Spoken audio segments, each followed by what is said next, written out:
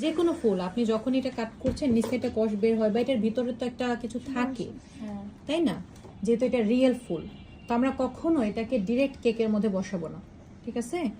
যে কোনো ফুল, সেটা এটা হোক বা অন্য কোনো ফুল হোক, কি করব, ক্লিং র্যাপার দিয়ে র্যাপ করব, এরকম র্যাপ করব। তারপর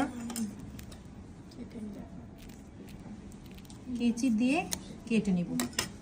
এই যে দেখেন, এটাকে এরকম উল্টাই দিবে, লম্বা সাইডটা যেটা মানে যে সাইড কাট করবেন সেই সাইডটাকে এরকম ঘুরাই দিবেন, ঠিক আছে? বাস, আপনার ফুলটা এখন আর কোনো ক্ষতি করবে না, কেকের ভিতরে গিয়েও কোনো জার্মস ছড়াবে না, ঠিক আছে?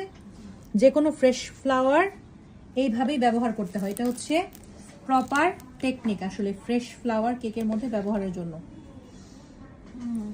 আর এটা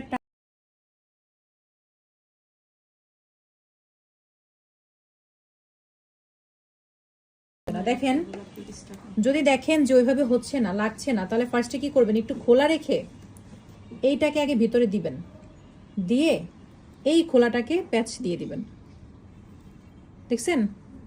তাহলে এখন আর নিচটা মানে খোলা যাবে না আর কি, যে খুলে আছে এরকম হবে না।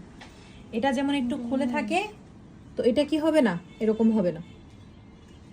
এভাবে করে আমি বাকি ফুলগুলোকেও করে নিচ্ছি, যেহেতু আমরাও কেকটাকে খাবো, তাই না? কোনো জার্মস যাওয়া যাবে না কেকের মধ্যে, এভাবে করে ফ্রেশ ফ্লাওয়ার ব্যবহার করতে হয়।